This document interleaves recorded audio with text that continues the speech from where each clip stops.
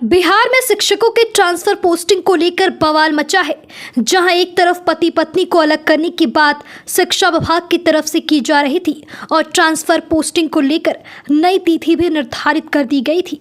पति पत्नी को अलग अलग अनुमंडलों में पोस्टिंग की बात निकलकर सामने आ रही थी, जिसको लेकर शिक्षकों का गुस्सा फूटा और शिक्षक संघ ने ऐलान किया कि वो 25 नवंबर को तमाम मंत्रियों और विधायकों के घरों का घेराव करेंगे।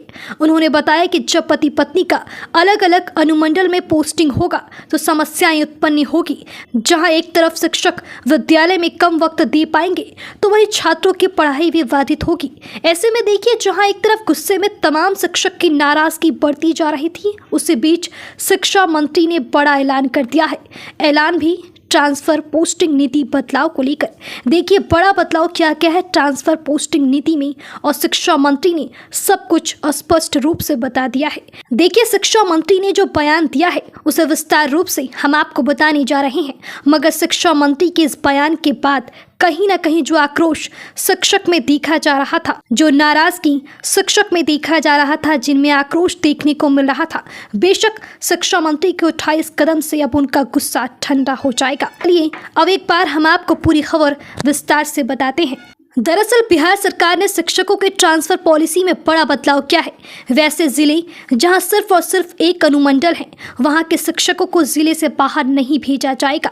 सिंगल सब डिवीजन वाले डिस्ट्रिक्ट के शिक्षक उसी जिले में पोस्टिंग पाएंगे। बिहार में कुल 8 ऐसे जिले हैं जहां एक जिले में सिर्फ एक अनुमंडल है।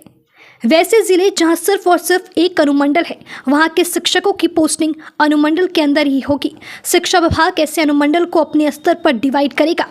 शिक्षकों की पोस्टिंग अनुमंडल के अंदर डिवीजन कर किया जाएगा। शिक्षा मंत्री सुनील कुमार ने कहा कि वैसे 8 जिले जहां एक अनुमंडल है, वहां पर सब डिवीजन को डिवीजन में बांटकर शिक्षकों की पोस्टिंग होगी। शिक्षकों की ट्रांसफर पॉलिसी में अमेंडमेंट होगा। शिक्षा विभाग फ्यूचर में बिल को संशोधित भी कर सकते हैं। शिक्षा मंत्री सुनील कुमार ने स्पष्ट कहा है कि लोकसभा, राज्यसभा, विधानसभा से पारित होने वाले कानून संशोधित किए जाते हैं। शिक्षकों के तबादले वाले नियमावली क्यों नहीं संशोधित किए जा सकते? राज्य सरकार जरूरत के हिसाब से कानून को सुधार करेगी और सुविधा के हिसाब से बिल और कानून बनाए जाते हैं। दरअसल सम्राट अशोक कन्वेंशन के ज्ञान भवन में मौलाना अबुल कलाम आजाद की जयंती और शिक्षा दिवस 2024 पर कार्यक्रम आयोजित किया गया था। कार्यक्रम में शिक्षा मंत्री सुनील कुमार, एसीएस डॉक्टर सिद्धार्थ समेत अन्य अधिकारी मौजूद थे। कार्यक्रम को एसीएस सिद्धार्थ ने संबोधित किया। उन्होंने शिक्षा में सभी की भागीदारी को जरूरी बताया।